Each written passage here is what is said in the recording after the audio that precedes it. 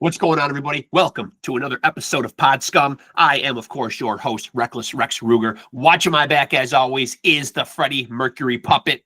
Before we go any further, I will dispense of the mystery for you, as I do every episode, and I will address the elephant in the room. You are looking at these smoldering good looks, these luscious blonde locks. So I will confirm that, yes, what you are thinking is 100% true. You are looking at the one and only love child of one Diamond David Lee Roth. Now you know. And we can get down to business because my guest is here. So I don't have to stall for time and chop it up with you guys. We can jump right into it. I'm excited. This is a band that I really love. Hope you guys dig this episode. I'm stoked.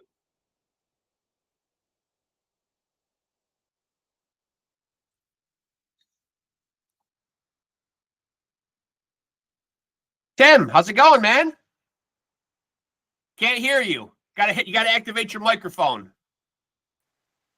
Hey, brother, how are you? There you go. There you go. Perfect, man. How's it going, man? It's going good. Sorry. Thanks for bearing with me here, man. Listen, man. No worries, man. When you've done over 600 total episodes of podcasts, that's a mind-numbingly ridiculous amount of podcasts. I've had to deal with a lot of stuff, man. So a couple minutes late is nothing. I mean, I've literally left in just about every hiccup and technical issue that I've ever had. You know what? I'm a firm believer in no editing. Does that make sense? Yeah, leave it raw. Yeah, leave it raw and unfiltered. Same thing, man. Fuck yeah, that's what I do on stage, dude. I don't plan anything out when I'm talking to an audience or nothing. Just right. Yeah. Whatever comes to the fucking mind, let's talk. You know. Yeah. Are you able to get your audio a little louder? See here. Or a little closer, maybe. Better. Yeah, better. Yeah. Cool, man. So, cool. Hey, so listen, first of all, I've been doing a lot of listening to Product of the Environment, man, which is a fucking banger of a fucking album, dude. So kudos to that, man. Cheers. Thank you, man. Yeah, really, really good album, man. But usually when I start these episodes, I kind of like to backtrack a little bit because I do find that a lot of artists or people that get into the musical field often come from artistic backgrounds, musical families, a lot of records playing. Was this the case for you? I definitely came from a family of music. My father was born into the Beatles era, so you know. He played in a band when he was younger, and he showed me the guitar when I was like 4 years old and got into it. He gave up on music, you know. He went the whole working route, but yeah, no, I couldn't do it. I wanted to stick out music, so I do have family that was trying to pursue music at one point in their lives. Now, was there? Oh, I'm getting feedback on your end, man. I can hear my own voice. Okay. Hold on. Hey, are you there, man? That's much better. Yeah, I had you on this fucking pill speaker thing just because, like. Oh, you're much better now. You're 1,000% fucking louder and clearer too, man. And so was there anybody in your family on the flip side of that tried to deter you? Because obviously sometimes a career in the arts can be very speculative. Sometimes parents might not be so stoked to find out that their child wants to get into the arts because you know, it's not often viewed as the most secure of professions. I hear my mom kicking my dad all the time for showing me the fucking guitar, you know, like, yeah. I get that. Yeah. So, I have very supportive family at this stage in the game. I'm 35 and I haven't given it up. So they're definitely on my side with it, but yeah, man, well, maybe my mom a little bit might still be like, you could still go to school and shit. I'm like, right. Yeah. I don't know about that, man. I wasn't doing so well fucking 18 years ago or whatever it was, you know. Yeah. Go back and become a welder. It could happen, man. You know, right. There's metal involved in that, right? And so, so instantly right out of the gate, when you're a fan of music and you're getting into music, do you instantly immerse yourself in heavy music, or was it a gradual progression towards heavier stuff? It progressed. So I shouldn't leave it out. I had a brother that was also an older brother that was into all the Metallica, Pantera, Megadeth stuff. Right. He showed me the light into all that, you know, when I was probably around the 5th grade, and Yeah, so it started with I was into the Beatles when I was like 5 years old, and then somebody, I was watching MTV and all this shit when I was a little kid. Limp Bizkit and all this shit was popular. And then one day my brother was just like, "Hey, well, here's the real fucking deal, man. Here's the Metallica CD." Nice. So Yeah. yeah. So it didn't start with the heavy music for me by any means, which is fine, man. Like I love all music, to be honest with you. I'm a fan of a lot of stuff. I draw the line with some of the modern country and rap music, of course, but Yeah. yeah. There's a lot of stuff so if you're listening to music in your car or puttering around your house, what are your own listening trends like? Do you tend to like listen to stuff that you grew up with, or that or that's in your comfort zone, or do you explore like these streaming platforms, or try to find new stuff to listen to, or can you not find anything that's exciting in terms of new music? So I go back to, I think, the 80s for heavy metal. The 80s, 90s, of course, are like a glorious day for that genre of music. Very. Yeah. I'm a big fan into reading biographies. I just finished Ozzy's latest biography, The Last Rites book, and that guy he's a huge Beatles fan himself. So I tend to spend a lot of time these days researching what bands influenced those guys. So and that's a lot of 60s, 70s. I'm like, well, and there's a lot of great shit. You could totally tell where heavy metal came from, man, when you listen to some of the stuff. Yeah. I'm a big rock biography guy too, man. So other than Ozzy's, man, are there any that you could shout out that have kind of stuck with you that you've particularly enjoyed? Rock biographies? Yeah. I enjoyed Dave Mustaine's book that came out. This is probably like 10, 15 years ago at this point. Yep. I liked that one very much. I've read them all. Iommi's book, which is, it's another Sabbath book. Fucking... Yep. I'm a Guns N' Roses guy too, so I read Slash's book. I actually met him I met Ozzy too when he put his book out. Man, I'm a nerd for all that fucking. Me too. Yeah, man. Yeah, I love it. Yeah. I've read Slash's book. I've read Steven Adler's book. A couple of the guys in Guns N' Roses did books. Yeah, man. Axl needs to do a book. That'd be fucking crazy. Yeah, but they're not always. And you know what? It's gotten hard in terms of rock biographies, man, because when you read them a lot, it is the typical sex, drugs, and rock and roll, which if you're not a musician, it is nice to read that and kind of live vicariously and get a behind-the-scenes look into that kind of lifestyle.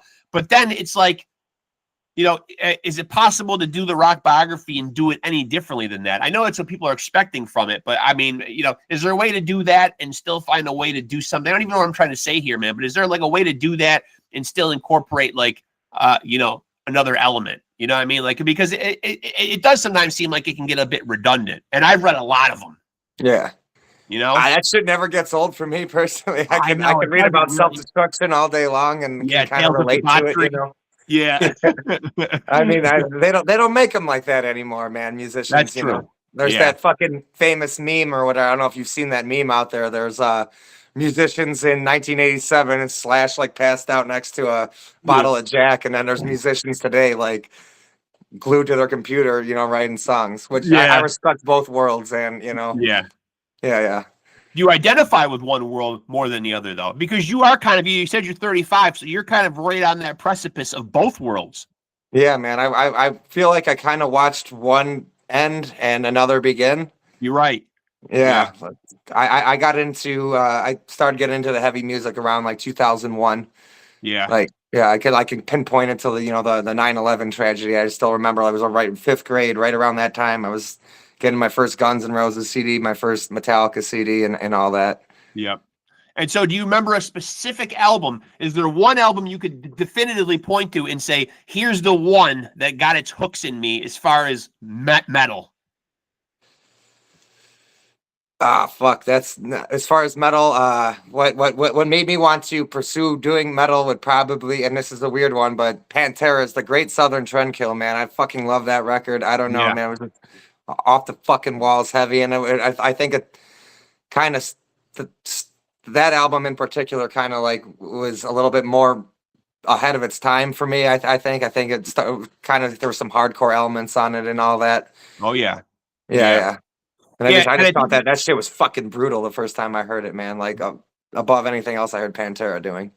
Yeah, And I think a lot of people forget that in the 90s, man, it was really Pantera that was really keeping fucking metal alive. You know what I mean? Like metal was dying on the vine in the 90s when country music made its resurgence and hip hop was huge in the 90s. There weren't a lot of successful bands in the 90s, man. You know, there were a lot of metal bands, but nobody was having a lot of success in the 90s. Metallica kind of went the way of the load reload era where it got a little weird. And you weren't sure, are these guys an alternative band? Or they still are fucking metal guys that we grew up with? You know what I mean? Like where are their heads now? Yeah, absolutely. You know, Pantera, you know, didn't change on us really. You know what I mean? Like Pantera just dug in and said, hey, you know, we'll fly the fucking flag. And I think they tried to get heavier and heavier on every record they put out, man. They tried to outdo the one before, and which is great. And now, so you as a metal frontman, are you a guy that, you know, because you obviously are singing thrash metal, you are putting a lot on your voice, which is your instrument. Are you a guy that ascribes to any type of vocal care, warm-ups, exercises? Are there any tips that you've adopted, or are you just a guy that just gets up there and just belts it out? I try to talk a lot during the day. Okay. You know, that helps warm the voice up, definitely. Okay. I got this old fucking stupid vocal practice at A-E-I-O-U. Just fucking, there's an old warm-up that I'll do like once or twice, but it's heavy metal, man, and I think Dio once said it, if you got to warm up, you ain't got it. But I don't believe in that at all. I mean, I appreciate somebody that has some vocal warm-ups. But for what I'm doing in Misfire, I try to be a state. My main focus is, of course, doing the vocals. But I try to move around on stage as much as possible, catch as many different people, and just kind of do more of a rock and roll. Like I said, I grew up, my favorite band of all time was Guns N' Roses. I can't sing like Axl, but I tried, and I don't try to do the whole hip You can't do that. Yeah, I was going to say.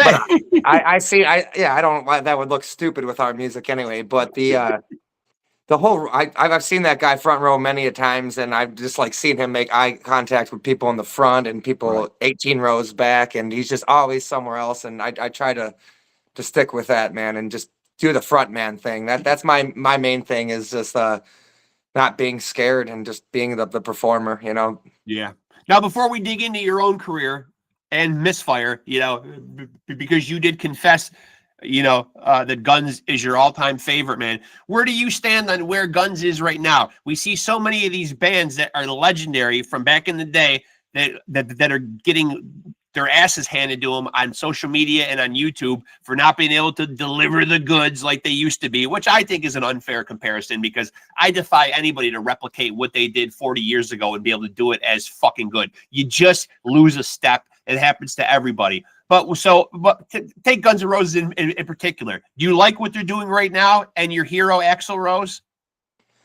It's these YouTube videos don't do it justice, and cell phone recordings. I've seen that band live front row when they reunited in 2016. I think I've seen them from the front row. I've pushing 16, 17 times now. I've traveled all over, and seeing him live front, like, his voice is so much fucking better when you're actually there in person hearing it. Those videos don't do it, but it's not the fucking same as the 90s. And I still remember listening to interviews of Axl in like 1992 being like, yeah, we just recorded Use Your Illusions, and like there's some of these songs, like the song Coma, for instance, like, why the fuck did I write that part like that? I gotta go sing this, and this is him back in the heyday going like, I recorded it and I knew this is what I wanted, but now I gotta go perform it. Oh fuck. Dude, some of them bands wrote some of the most insanely hard parts to fucking perform, especially with like some of Axl's fucking highs and then going low and everything, man. Like, it's funny in a sense, and I get where people are, you're laughing at it, but like, yeah, I'd say like, take a look in the mirror, man. We're all gonna get fucking old one day. Amen. You know? Yeah, amen to that. And I don't think it's fair that in this day and age of technology that everybody is an armchair critic. You make a great point. You know what I mean? The sound quality, you know, and what we're able to record on our phones. Yes, while they've come a long way, cameras are amazing on them. The recording equipment is amazing as iPhones and these phones progress. But they still, you're right, they don't do it justice, man. So you're really getting you know, a blurred perspective of what these bands are doing, you know? Right. It's not fair. It's really not fair. Yeah, and they're still doing it live. Actually, there's a lot of people that will talk shit about somebody like Guns N' Roses, Motley Crue, or whatever, and then go watch some band that they think is the shit, and their vocals aren't even live, man, or they have, dubbed over tracks, and people aren't smart enough to fucking see that. Now, I appreciate any band that's actually still fucking just trying to be real with it, and yeah, some of those parts for a lot of the '80s bands, man, there were fucking there. That was some hard shit to do back then when you were a young man. I can't imagine doing that the older you get. I must say, a couple months ago, I did go see Diamond David Lee Roth do his thing solo, though, and it was not so man, great. I don't know if I could stick up for that one. Yeah. Well, of course, I've got the poster hanging behind me, and I have made I have made my bones with 300 plus episodes of this podcast, with making the bold, outrageous claim that I'm Diamond David Lee Roth's love child. So I mean, you look at me and look at Dave, but I might want to distance myself maybe from that notion now after seeing him in concert. Yeah, man. I mean, still though, it's if you love him that much, and I like Van Halen, and I'm kicking myself. That same tour came through over to Chicago not long ago. I was upset that I didn't get to make it because I would have went there and enjoyed it anyway for what it is. Yeah, I know those songs in my head. I know what they're supposed to sound like, and but I don't know. Was it really that rough? It was rough. Well, I mean, one thing I like that Dave is doing now, and you may have seen clips of this now. He's got a great band surrounding him. He's got a guy that can really pull off the Eddie Van Halen parts pretty nicely. And he's got like 3 black soul singers where he's kind of able to harmonize and kind of mesh his voice and maybe like hide his inadequacies amongst their beautiful voices. It is a set list that is predominantly, I don't even want to say predominantly, it's all vintage Van Halen stuff. It's pretty much, that's the wheelhouse that he sticks with. But, I think I went there, you probably made a good point. I went there probably more nostalgically, just thinking, wow, I'm going to see Diamond David Lee Roth. And it's, I probably got more swept up by the fact that, the persona of him rather than the performer. But I don't think Dave is on record, even back in the day, is ever saying that he was the most amazing singer anyway. A performer and a showman, yes. But those are two different things. You probably can understand that as a front man. Absolutely, man.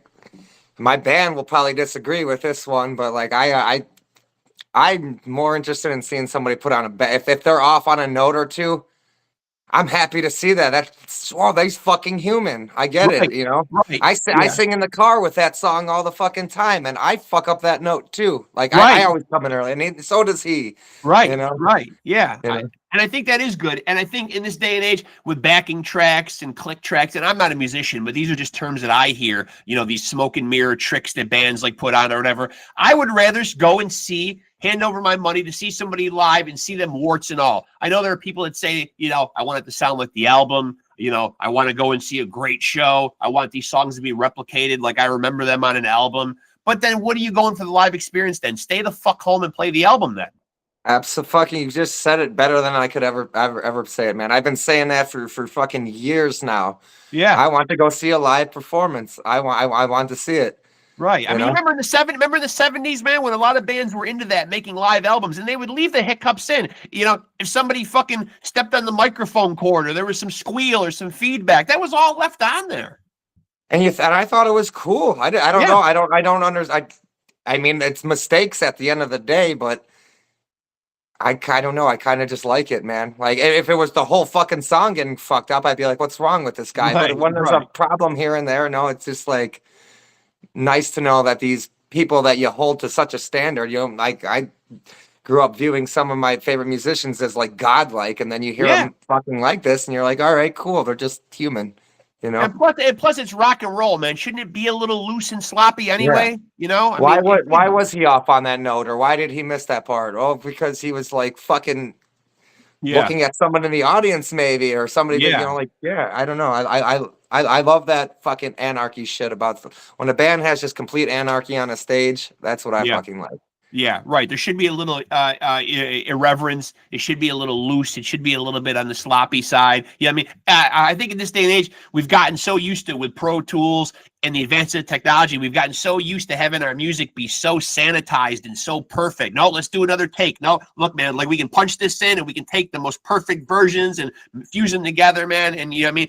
It's like we can fucking create things absolutely perfectly. And while I guess we're never going to go backwards with technology, and probably we shouldn't, but I mean, as music fans, we've gotten a little spoiled, man. We don't have to have it pitch perfect all the time. No, not at all, man. But there are bands out there. I mean, there's some bands out there that don't. The only fucking guy playing live is the drummer, you know? Right. There's a lot, and I'm not going to name names, but there's a lot of fucking bands that are doing that type of shit these days. And maybe not the whole entire set, but you know, like for the choruses and everything, maybe the verses are the only live vocal coming out, and then they just sing over fucking pre-recorded shit. I don't agree with that. And then the music is on a click. Yeah. Fuck, you know, I mean, I appreciate anybody that is doing that. I know some people, like you said, there's so many different types of fans these days. There are fans like me that want to see a raw performance, and then there are fans that want the fucking I want the album, but cleaner. Yeah, and better, right. You know, right. And so for you guys, you know, your band Misfire, when you guys make new music as a band, what's you guys' creative process like? Are you guys a collaborative bunch? Does somebody come in with the lion's share of the ideas? Does somebody take the reins on the creative process? Our drummer, believe it or not, our drummer is a fucking sick badass of a human being that has just, he can write the sickest riff and knows what the fuck he wants on the drums. He does a lot of the writing for this band. He does a lot of the writing for the guitar. He'll even come up with, you know, some of the vocal melodies and shit, which is crazy because I've been playing music for fucking 20 years and that realm's always been left up to me. So to have somebody else, you know, just being like, I think this would be a killer part. Yeah. So I will say that Misfire, our drummer has a lot, which I don't feel like is too common in bands these days or ever, maybe, that the drummer is the fucking lead guy, you know? Yeah. But he definitely takes the lead in Misfire, and we all love him for that. But we all add our own thing too. And we're talking, so I don't know if you know about this about Misfire though. The band is on album number 2. Yep. The first record was a completely different lineup than the second record. Okay. The first album was a 3-piece. It was a guitar player, drummer, and bass player. There was some drama that happened. Bass player and drummer had to leave, so the whole band got reformed around our drummer.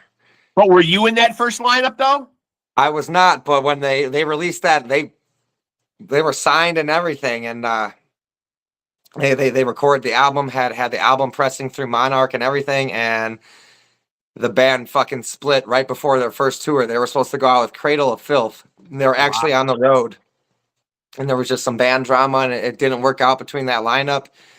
So a couple months later, we got an offer to go out with the band Warbringer. Misfire got the offer, but they didn't have a band. It was just the fucking drummer and the bass player. And so me and the new guitar player, we stepped in and we promoted that whole first record.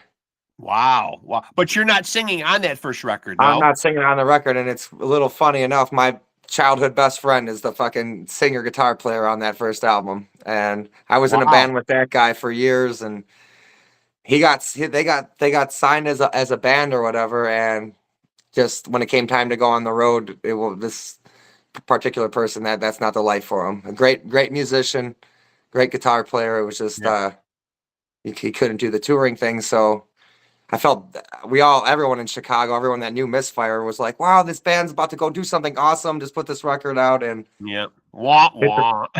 Yeah, right. And luckily enough, like I got the call because I'm friends with mutuals in the band or whatever, and I got the offer to do vocals, and we got the guitarist coasted in to come in on board, and we were able to go and so the lineup that is on Product of the Environment is the same lineup that went to promote the first record.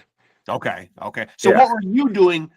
So while Misfire's making that first album, what were you doing musically? at the time?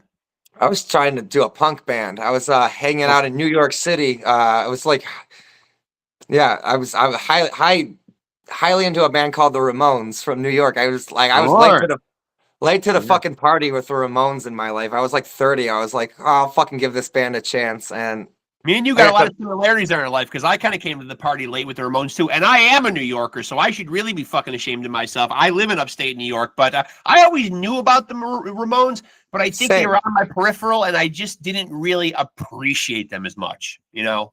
I got into them one day, man. I was in New York City and I was on a trip with a friend. We were just doing some sightseeing and she put on, so like, well, we're going to listen to the whole Ramones discography just to kind of like get in the vibe of New York City. And I was like, holy fuck, there's such great songs this band has that are, you know, sedated and hey ho, let's go. That's not the only fucking thing this band has.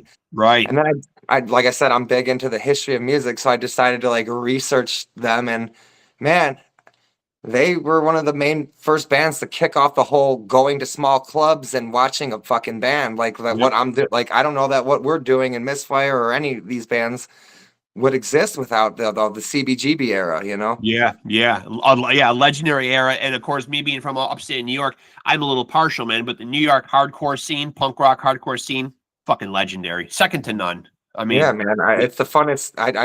It's the funnest fucking place to go play music. Misfire's coming on tour with Death Angel. We're playing in Brooklyn, December 4th, and that's probably it's not probably. It is the gig I am personally most excited for. I fucking love the vibe of New York City and all that, man. Yeah, it's fun. I'm hoping to get to the December 6th show where you guys will be in Albany, New York. That's the closest one to, that's the closest one to me, which because I just had Damien from Death Angel on a couple weeks ago. So I saw that, man. Yeah, so he so graciously said, "Let me know if you can make it. I'll put you on the list." And I said, "Hey, that might be great considering that I'm trying to line up this interview with Misfire. That could turn out to be an awfully fun night, man. A band that I'm really into right now, and Death Angel."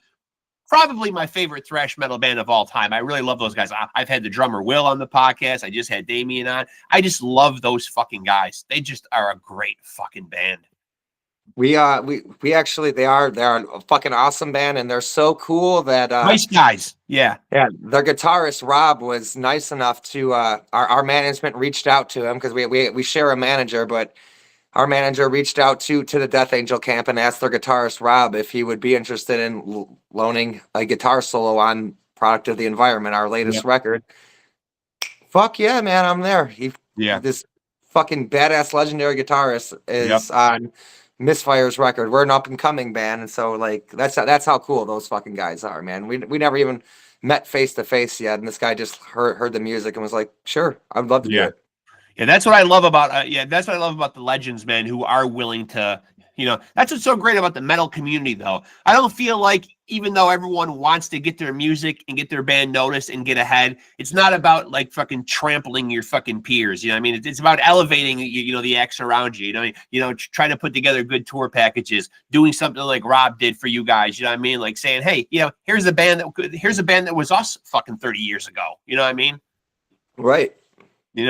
I mean, that's a cool thing to do, you know what I mean? Because, like, I mean, when Death Angel started out, man, Kirk Hammett produced their fucking, like, their demo or their debut album. I mean, that was probably a big deal to them back then. A lot like Rob doing that for you guys, Yeah, man, absolutely. We our jaw dropped when we found out. So we got Rob. That's not the only Rob we got on the record. We had Rob Dukes of Exodus also lay down a guest vocal appearance on our song called Left for Dead. Yeah. Which was just fucking mind-blowing, man. It was like he just got announced back into the band Exodus. Yeah, I like him in there. Before he even like went to, I think it was during like his process of going and rehearsing with the guys, he found time to be coming back to Exodus and at the same time found time to like work with us and to help us out. Yeah, he's also hopped on stage and done it with you guys a few times, hasn't he? He offered too, man. It was like, we went on that tour with him. Like, well, it's cool enough. We got him to do a song with us. I don't think he's going to want to do it live. And it was like 10 minutes into meeting the guy in person. He's like, so we're going to do this song eventually, right? Just give it a couple of shows, but I'm coming up there, man. We're like, man, people are just fucking people. And the more I'm doing, I've only this upcoming tour with Death Angel will be my 4th tour as a musician. I'm 35 and I'm only on tour number 4, so I'm still new to the whole touring game. And man, I can't tell you how fucking cool, like, everybody we've gone out with so far. It has been, especially Rob Dukes. That was like the coolest fucking thing ever, man. Yeah, and no offense to Zetro, man, because I've been an Exodus fan, which is probably my number 2. Too, man. Yeah. I mean, we're talking Death Angel. Exodus is probably fucking like running neck and neck with Death Angel. Is my next favorite thrash band, man. And I love Zetro, man. But Rob brings a little more of an intensity, man, to them. I mean, you know, Zetro's a more polished, probably, you know, more of a classic thrash voice. But Rob just brings like a ferocity. You're talking about like punk hardcore, man. Rob seems to bring that to them, you know. I will straight up say, and it's not just because he appeared on the Misfire album. I genuinely think that he is a better fit for Exodus, man. Yeah. It's fucking gnarly with that guy on vocals, man. Yeah, it's intense. It's intense. And so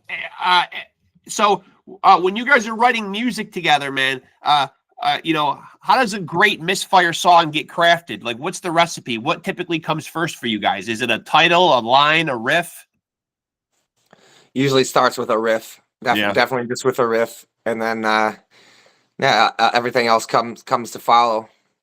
So there were a couple like songs on here that I wrote the vocal parts for. So we did. Yeah, it's just basically hear the music and just come up with a melody over it and fill in the blanks with words. And so do you do most of the lyrics?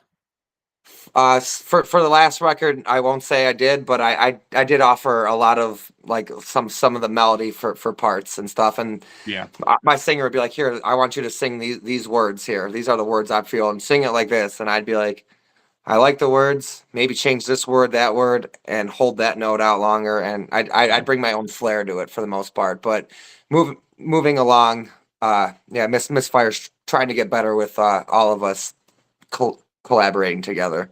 But I won't bullshit you, and it's in the credits. Our drummer had a lot to do with writing on this latest record and the first record, which is fucking awesome, man. Because I don't feel like too many bands have a drummer that does that. I know you're right. You're right about that. And so you mentioned, you know, this is your 4th tour, you know, in all your years of being a musician.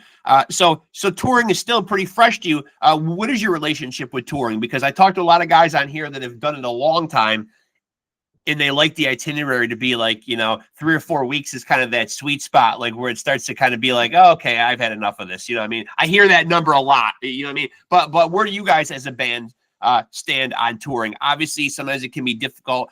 People love to travel, but they also like to be home where they know that they're in their comfort zone and they've got the things that make them comfortable around them. So we've only done 3 to 4 week tours so far as a band, and each time we are all like, "Man, we were just getting fucking started. I wish this thing was longer." Yeah. So yeah. I think this band would like to be out a little bit longer, but I definitely miss my bed at the end of the day, man. Definitely. I get that. Yeah, I can. Yeah, it's weird. It's a fucking mattress, but for whatever reason, you know. Yeah. You get attached to it though, man. I mean, it's a creature comfort. You know what I mean? It's yours. It's yours. So, you know, that makes it different than a hotel or the back of a van or a tour bus, you know? Yeah, man. And we're always just like excited, you know, like while we're out on the road, everyone's just fucking hyped up for the next fucking gig and still feeling good and high from the gig the night before, you know. So yeah, it's 3 or 4 weeks is good, but we're looking to do some extensive stuff, and hopefully in 2026 we're gonna get the fuck out there. And now, Product of the Environment came in at 12 songs, 43 minutes. Do you guys, in this day and age with dwindling attention spans and people not always you know, diving into full albums, people are putting out more EPs, they're putting out more singles, there's so many hours in a day, people are busy. Do you guys sit around and talk about how long you want an album to be, how many songs, how many minutes you want it to come in at? We're a big fan of putting out vinyls, so as long as it'll fit on the front and the back of the vinyl, that's the main thing. And I think vinyls have like 45 minutes or something. Okay. Yeah, because every time I see albums get reviewed online, it always seems like that's one of the major critiques. It's always the length. You know what I mean? This went on too long. This wasn't long enough. This was too many songs. This wasn't enough songs. I feel like that's a big sticking point. I don't know where that came from. Obviously, I'm 52 years old, so I come from an era where Metallica would put out 70, 80-minute albums, and we loved it, Yeah, hell yeah. So I don't know when that narrative changed. Probably because, as I mentioned, attention span's not what they used to be. People are just picking what tracks they like. Okay, I like song 1 and I like song 4. That's going on my playlist, and the hell with the rest of it, Yeah, right. Which sucks. Yeah, man. But so, are you somebody that looks at feedback and criticism? Once this album comes out, do you go on any of these sites and do you look at what people are saying about what MISFIRE's doing? I wish I didn't, but yeah, I do. I go and read it. I was actually on the phone with my guitar player earlier today going like, hey man, it's funny you're asking this question. I was 2 hours ago telling my guitarist, I'm like, hey, have you ever read it? There's like 20, 30 different websites that have reviewed this album, and knock on wood, they've all been fucking pretty decent reviews so far, man, which is great, but I'm looking for somebody to talk shit. Obviously, I'm not going to sit there and like try to respond to it or anything, but yeah, I'm looking for the criticism, and if there was like a reoccurring complaint, then I'd be like, man, maybe we were doing something wrong. But luckily, there hasn't been. So yeah, and I agree with you. Out of all the places that I've seen your album reviewed, it's been positive. Are there other albums? And we are winding up the year 2025. You certainly guys could be in the conversation for Metal Album of the Year. Are there any other standout albums from 2025 of other bands that you thought have been good albums this year, aside from your own? Shit, man. I am guilty as shit of not fucking listening to too much modern music these days. Me too. I really fucking, and then I'm trying to do a band. We're trying to do our own band, and I should really be better about it. I don't know. I fucking go back to this quote all the time. I'm a big Megadeth fan, and I remember there was this one interview back in like the late 80s. Dave Mustaine said it. He said, it's nothing against new music or anything. It's just I'm so busy in Megadeth that like my head, I just want to focus on that. Yeah. That's where my head goes. And there's so many good fucking bands out there these days, man. Like I don't know. I try not to discourage myself, so I just kind of keep my head, That's probably healthy. Yeah. There's always somebody better. There's always somebody even better than that guy. And then, so. Yeah. Now, oftentimes when I talk to people on here, a band and the relationship amongst a band is described as a marriage, a relationship, for lack of a better term. 4 or 5 guys cohabitating together, having to get along. Talk to me a little bit about the relations you have like with your bandmates, man. Like, it seems like you've got a great nucleus of a lineup right here, man. How do you guys all get along, and how do you maintain that? We get along great. Just treating each other as human beings. Everybody has to know that, hey, we're not all the same person. Everybody has got their own issues in life. Our guitarist, Kostadin Kostadinov, he comes from the country of Macedonia. Next week, a week from today, actually, he's going to be taking his test to become an American citizen after like 8 years of being in this country. Good for him. Yeah, and this guy is just, you can imagine the stress that goes along with that. That's the last year or two of his life has just been like focusing on getting this done. And sure. So we give him his space, and that's his issue. Our we all have girlfriends and family members and people. We do be respectful of each other, and then we'll all get along. And we in MISFIRE, we do a good job of that. Have you been out on the road and gotten the chance? And I know we touched on Rob Cavastani and Rob Dukes. Have you guys been out on the road and gotten to have the opportunity to rub elbows with any people that's really blown you away? Like where you're like, wow, I can't believe I just got to fucking meet that person. So I don't know that you knew this or not, but about 3 weeks ago, Misfire was direct support for Bruce Dickinson, the lead singer of Iron Maiden. I saw that on Facebook. Yeah, yeah. Which was fucking nuts that Bruce was cool enough to, like, I guess he was doing that in every city. He was just saying, hey, I'm gonna play, but if there's a band that's like doing something in the area, let them be the one and only band of this show. So Misfire got to do that in Chicago. We got to be the one and only support act, and we were that's my guitar player's childhood favorite singer, and still to this day his favorite singer. Who the fuck doesn't like Iron Maiden? This is right. He's a fucking legend. You know, Bruce Dickinson's a fucking legend. Even if you don't like Iron Maiden, you can admit that that's a fucking legend. You know, no doubt. And so we are all a little fucking nervous going into that one, you know, and just like, oh, man, I hope we can just like say hi to the guy. You know, don't ask for a picture. He'll yell. You know, we're all nervous about that shit. And we didn't see him. We all loaded our gear and we all got into our green room and everything. And then we finally hear Bruce sound checking upstairs. It was the fastest sound check ever, man. They were done in like 15 minutes. And then the next thing you hear the band members coming down the stairs to the green room where we're at, and we're all like, yeah, oh, shit. Here they come. All right, don't say anything. Don't say anything. Just close the door. Don't go in there. Sure than shit. We get a knock on the door. It's Bruce Dickinson to say hi. Hey, you guys are the opening band, right? Yeah. We're all, yeah, man. Hey, and we just said hi to he came to say hi to us first, which was fucking crazy. Gracious. Yeah.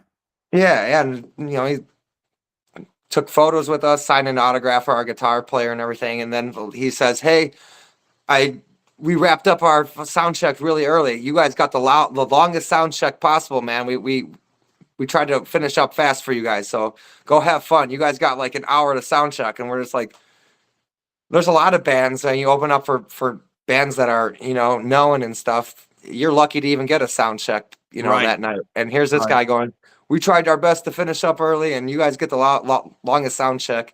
And that was cool. Come showtime, we're on stage playing. I'm the vocalist. I don't have a guitar or anything like that. So I tend to do this thing where when the guitar solo is going on, I'll leave the stage for a minute, go get a sip of water and breathe for a minute and not itch my balls in front of the audience, you know, like just fucking, you know, just kind of breathe for a second while the guitar player is doing his thing. And like the third song in, I go to do my thing. I go to the side of the curtain to get my sip of water and chill. And Bruce Dickinson's standing there, just him and like one other person, and he's watching our set, man. And I go to grab my water, and he's standing in front of my water bottle. And I'm just like, yeah, that's cool. Yeah, that's cool. That's cool. Yeah. That's cool. That's cool. And I'm glad you got a chance to tell that story on here, because I think when people watch this, man, it's good to hear that, you know, because so many times, man, when you get to meet your heroes, man, you know, it's kind of hit or miss. It can be a letdown, you know what I mean? And it can just fucking go sideways, you know what I mean? And it's, you almost sometimes wish like, damn, I wish I would have never even known what this person was really like. I think the myth of them was better than they actually are, you know what I mean? So it's good to hear that, you know, it's good to hear that a legend, you know, like him, you know, who didn't have to do any of that stuff, the pictures, the autograph, the extra time with the sound check. I mean, it's good to have that, you know, that idea that, you know, people that have reached that kind of status can still be fucking decent human beings, you know? Yeah, he was beyond cool, man. Like we all, like, especially me, I walked in there, I'm like, I got to be the guy to hold a microphone in my hand before this fucking guy goes on there. I was down about, not down, but like, you know, intimidated a little bit, you know? Sure. And I think this guy kind of just like went out of his way to make sure none of us were intimidated. And he was fucking jamming out to the tunes on the side of the stage. And that was fucking awesome, man. Yeah, that's cool. That's cool. And I think the fact, and the intimidating part probably is the fact that, like, you know, you are the singer, and you know, obviously Iron Maiden has a diehard, rabid fan base. You know what I mean? So it's got to be tough to be the opening band, because you know that those fans are really there, and they were, you know, a lot of those times you get those crowds that are like, okay, when the fuck is Iron Maiden getting on? You know what I mean? Who the fuck are these guys? You know, yep. You know, so that can be a tough situation. Not to just like brag about Misfire, but man, that audience they got into it. It was just it was the greatest night of our fucking lives, man. Yeah, We had cool. that was the best show ever. The audience was really into it. Bruce seemed to even be into it a little bit, and it was just beyond fucking cool, man. Yeah. And like I said, like I don't know that I've ever met anybody. I've met a lot of big name musicians, not just from playing shows. I've worked at, you know, in the industry, just doing fucking work at venues around Chicago. I've driven some of my idols in my car. I used to be a runner. I would take bands to get their groceries and drop them off at hotel rooms. I've had the band Anthrax in my car. I've had Trivium in my fucking car, you know, like all these bigger name bands. And I will say, dude, 95% of the musicians I've met in that are names have been nothing but fucking cool. Yeah. Yeah. And I think the metal community in general, is just a great community. You know what I mean? It often gets maligned, you know, because of how aggressive the music is. I think people automatically think, oh, it's full of a bunch of Neanderthals, knuckle draggers. You got to be an asshole to listen to that kind of music. But when I go to shows, and I've even rolled to some shows alone, and my son will bust my balls and be like, Dad, that's lame. You went to a show by yourself. But I'm like, you know what? If I can't find someone to go hang with, I'm not going to miss a great show because I don't have someone to hold my fucking hand and go with me. You know what I mean? And you'll probably meet like 10 other fucking people while you're there. You know, right, suddenly you get there and someone sees your shirt or a patch on your jacket, or you know, and then suddenly you find yourself outside the venue waiting, and you're talking to fucking, you know, 5 or 6 people. You know what I mean? And you know, these might not become your greatest friends in the world, but they're your friends for the night. You know? Yeah, man. It's the greatest community. It's the greatest music community. Period. I'll fucking go down swinging on that one for sure, man. Yeah, yeah. I mean, I you know, I don't think there's a lot of you know, I mean, maybe you know, the bigger the crowds, you know, you know, you might get some shit that might jump off at festivals, but that's just when you get a lot of people in one big place, you're going to get your fair share of assholes in there. You can't blame that on the style of music. You know what I mean? You know, like that could happen at a giant rap concert. Look at those people at the Travis Scott concert. They got fucking trampled to death. Those people were acting like fucking lunatics. Remember a couple of years back? I mean, absolutely crazy. You know, I mean, you know, and that could have happened at a metal concert too, but you know, what are you going to do? You got a lot of people packed into a small area. Someone's going to do something stupid, you know? So, funny story about that is, so my father, the one we were talking about, the guy that was the musician, he gave up music and he became a police officer. And, so he tells me this story all the time. So the first year that Ozfest came to town, to Chicago, the city that it was hosted was called Tinley Park, Illinois. And it's the neighboring town to the city that my dad was a police officer for. Okay. Tinley Park, they called in all the other neighborhoods. They hit up every area and got their police force to come to this Ozfest because it's the first time bat-biting Ozzy's coming to fucking to the city, you know? Yeah. And my dad still tells me, he's like, man, we had riot gear. We didn't know what to expect. We thought this was going to be the fucking craziest thing ever just because of word of mouth about how bad of a rep heavy metal had. Yeah. And he tells me, he's like, yeah, we've had to go to a few concerts and work, you know, patrol outside these concerts. And sometimes you get some crazy people, but this Ozfest in particular was being built to be like a war coming. Right. And he told me he still to this day has never been to a concert where people were more just like nice and polite and man, heavy metal it's always got a bad rap. I always think of that story, my dad telling me that, man. He's like, we were ready to bust heads at this fucking thing. So we thought we were gonna just have these anti fucking authority fans here, and it was just people that wanted to see a good guitar solo, you know. Yeah, we're gonna get these metalheads are gonna descend upon our city, and it's gonna be Armageddon. blood in the streets. Crazy. And so Product of the Environment comes out in May of 2025. You know, because the music industry is so different now. You know, because there used to be kind of a formula like back in the day. A band would put out an album, you know, they would tour, you know, there would be like 2-3 years in between releases. You know, what's the formula for you guys? How fast do you want to follow this up with another project? We definitely want to tour on it for about 2 or 3 years too. I hope that we get to ride that wave too. Yeah, definitely. Yeah. You know, it's a lot to make an album, man. Like, you know, especially at this level of where we're at, man, you know. And plus, you've given the fans a lot because, like I said, you know, you did put a dozen songs on this album, man. So this isn't like a lot of albums nowadays where, like I said, people are doing EPs or they're putting 6, 7, 8 songs on an album. You know what I mean? Like, you guys have a fully realized album here. I mean, 12 songs, 43 minutes. You know, that's a healthy album. Yeah, thank you. But we love music. We love playing music, and we came home from recording that thing. And it was like 2 weeks later, we're like, all right, start working on the next batch of songs here. So you guys have started working on stuff. If somebody said we needed an album out in the next 6 months, we could do it. You could do it. Yeah. It might be even on. Sometimes bands that get put in that situation where they need to just pump something out, man, sometimes the best fucking shit comes out that way, you know? Yeah. And so when songs make the cut, or well, how do you decide what songs make the cut? Because I'm sure, you know, you probably had more than these 12 songs. But so, you guys put it to a vote. You know, is it a band decision? Because you guys just didn't do 12 songs and say, here's the 12 for the album. I'm assuming you probably had a few like leftovers. Yeah, we had a couple left over, and I'm sure maybe they'll make the next record or another record later. But usually it just came down to, can we play these songs live as a band, and what songs are we strongest with in a room playing them live? Because we're gonna have to go play them, you know, for people. Yeah, maybe there was like 2 or 3 songs that like we might have used on the last record, but we didn't, just because I wasn't getting the vocal fucking part. I wasn't getting the timing right, or the drummer was just like, I don't fucking know what to do here. I don't know if I, you know, yeah, it was just uncertainty, I guess, you know, whatever songs we're most certain on, you know. Yeah. So as a young band, you know, you are, as you made the point, you know, going out, supporting Death Angel.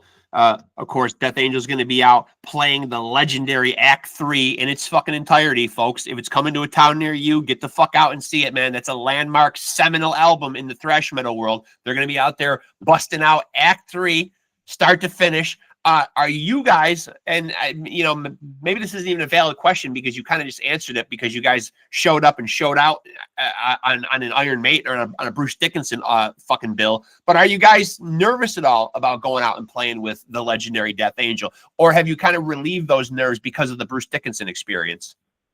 Even before Bruce Dickinson, man, you just gotta believe in yourself, and just like, if you don't believe in yourself, then what the fuck are you doing here? So, you know, just like. Yeah, just you kind of, at least for me personally, I just like, we can all hang out, you know, like just, yeah, no ego or anything, no, well, we're fucking great or anything, but it's just like, you can't be nervous. If you're gonna be nervous, you're gonna probably just fuck up, and this ain't for you, you know. Yeah. Are you at all a fan of Death Angel? Me personally, I'm starting to explore their discography now that we're going out with them. Like I said, man, I'm all over the realm of music. Like, I'm not just thrash metal and heavy metal. I'm fucking everywhere. But I anytime we go out with a band, like I didn't know the band Warbringer too well, but before we went out with them, I fucking listened to all their music before we went out and became a fan. You know. Yeah. Well, I mean, obviously being out with Death Angel, man, it is you know. I mean, first of all, that's a great bill for a band of your status to land, man. But Mark is just one of the fucking the vocals for Death Angel, one of the fucking best in the business. I mean, he's fucking amazing vocals. I'm a little partial because, like I said, they are one of my favorite thrash metal bands. But Mark is a fucking powerhouse. Yeah, did you like the Kerry King record?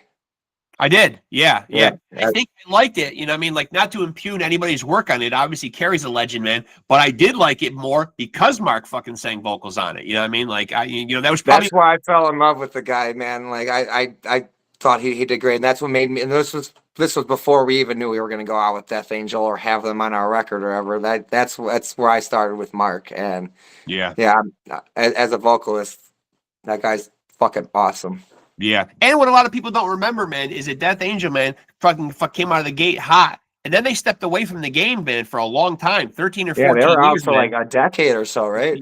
Yeah, right. So they came back, man. And so they don't have a lot of mileage, man, like a lot of their peers do, man, because like they stepped off like for a little bit, man. So they're kind of like, young, old or old, young, whatever. You know what I mean? Like, they're not really like, even though they've been at it a long time, man, you know, it's like they stepped off and kind of like I don't think they did it with the express purpose of recharging the batteries, but nevertheless, the batteries were recharged because they were, gone for a while, Absolutely. But when I was in high school, we're talking like 2005 through 2009. I still remember fucking kids wearing their shit around. So yeah. They almost felt like a newer band at the time, Right. around that area. Yeah, right. They're a band that feels old and new at the same time. You know what I mean? Absolutely. Because of that hiatus that they took. So, so before I let you out of here, tell me a little bit more about the package. So, who else will be out with you guys? We'll be going out with Toxic Holocaust. Another and great then band. A band called Lions at the Gate. And to my understanding, Lions at the Gate has got some former members of the band El Nino. Yep.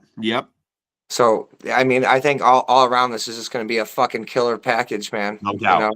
It's definitely thrash based. I know Lions at the Gate might have a little difference from thrash, but for fucking most part, man, they're a good fit. It's just going to be a fun fucking time, Yeah, from what I've heard from Lions at the Gate, there's definitely thrash elements with a little twist of new metal in there, Which is awesome. I love that shit too, man. I do too. And so, again, before I let you out of here, if people want to tap in to what's going on with Misfire, because I know everybody's out on the internet some way, shape, or form, where's the best place to tap in with you guys? Instagram. I think we take Instagram because everything we post on Instagram goes to Facebook. So Instagram, Facebook, YouTube.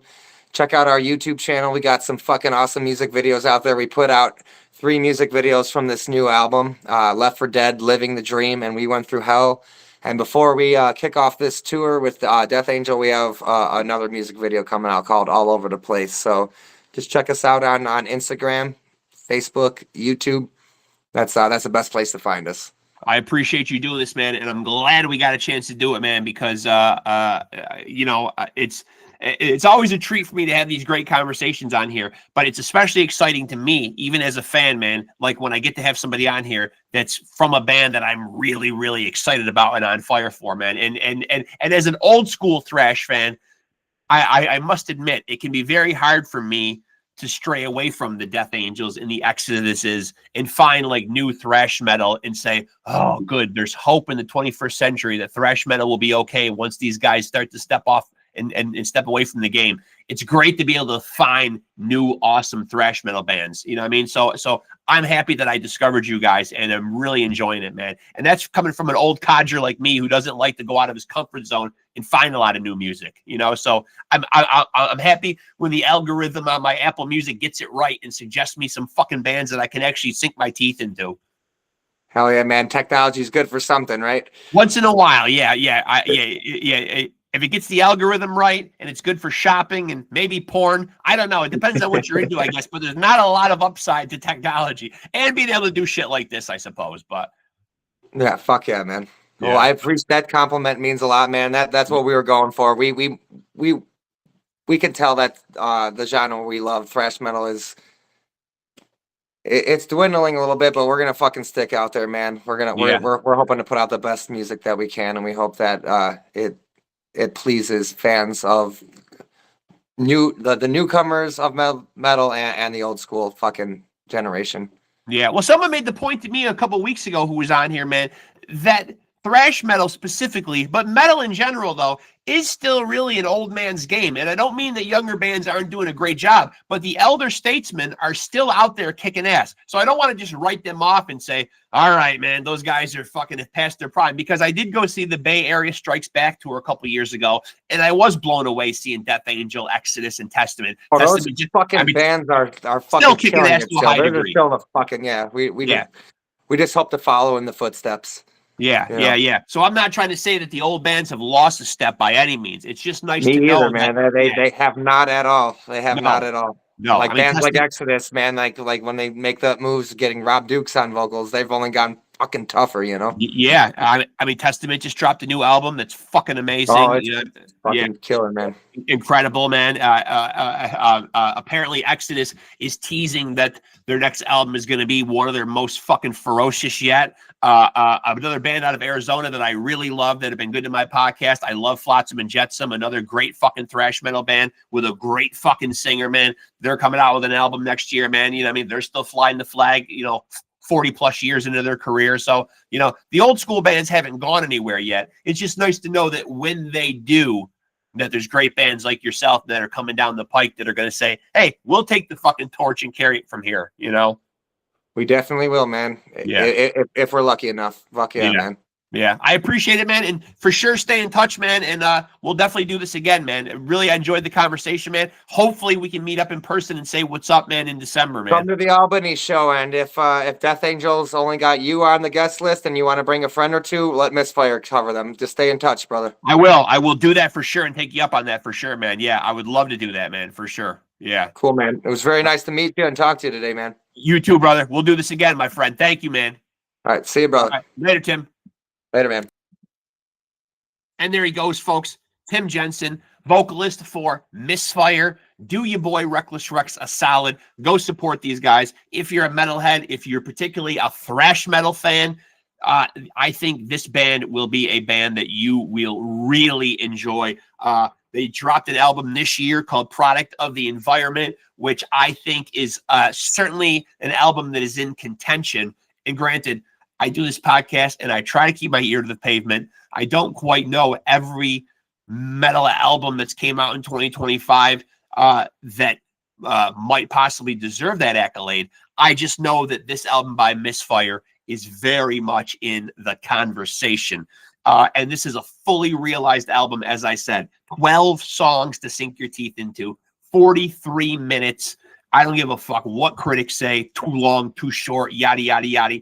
This is a good fucking slab of fucking thrash metal done right. And it is great to see a young band flying the flag for thrash metal and knowing that me as a 52-year-old guy, as I said, when, and I'm not saying this is going to happen anytime soon, when the thrash metal bands of my era begin to step away from the game, that there are amazing thrash metal bands. And I always knew there would be, but it's good to actually see and hear them and know that they're here now. They're here now kicking fucking ass. And you know they're going to be here for the long haul. Misfire is one of those bands. Go check them out. As I said, the album that came out this year was Product of the Environment. And it is a fucking ripper. So brace yourself. Go feast your ears on it. And again, support these guys. They are going to be out on tour later this year in support of the mighty Death Angel, who will be out playing Act 3 in its entirety. So this is going to be a good fucking night. And as he said, they're also going to be out there with Toxic Holocaust and I think he said Lions at the Gate. A great fucking bill. Go out, support it. Find these guys on social media and throw some support their way. Get to a show, like I always say, buy some merch, sign up for a mailing list, newsletter, whatever, get updates, notifications. Tap in with these bands because these bands are out there grinding, hustling, and you know, doing their fucking thing. And if you call yourself a fan, be a good fan. There's my caveat. Again, thanks to Tim Jensen from Misfire. Go check them out. Now I'll do my obligatory promotional spiel. My pimp hand is feeling strong. I'm going to pimp this thing. Go tap in with Off the Couch Boxing and Pod Scum on Facebook. That's our handle. Both of my podcasts, one Facebook page. If pugilism and boxing is your thing, we got you covered. If music, rock, metal is your thing, Pod Scum, we got you covered. Both shows, one Facebook page. Same over on Instagram. Off the Couch Boxing and Pod Scum is the handle, just so y'all don't get confused and say, hey, I thought Rexx does a fucking metal show. What's this boxing? And I thought I'm confused here. Don't be. Both of the shows are just sharing the same platform. I'm not going to carry a Facebook for both shows, nor an Instagram for both shows. I ain't got that kind of time. I have what's called a life. I'm not going to be on social media all the time. So I drop updates on both shows. Now I've explained it to you, okay? Get off my back. So you can tap in with us on Facebook. You can tap in with us on Instagram. And most importantly, if you're here right now, this is where you need to come for these incredible conversations like we just had with Tim from Misfire. So this is where I need you to be.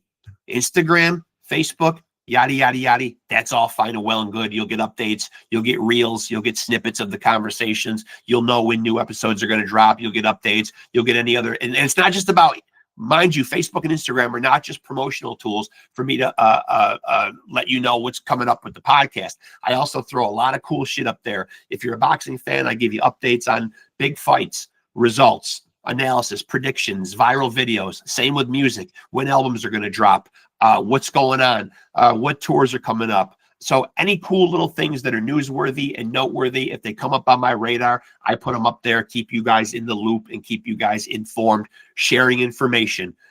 And of course, like I said, if you're here, please like, subscribe, and smash that notification bell to stay tapped in. This is where I need y'all to be, right here. New content coming your way every single week, sometimes a little, sometimes a lot, depending on what I have to share with you guys. But I'm sending it your way every single week. So please tap in. And until we do it again, folks, this is your boy, Reckless Rex, reminding you guys to take it easy and keep it sleazy.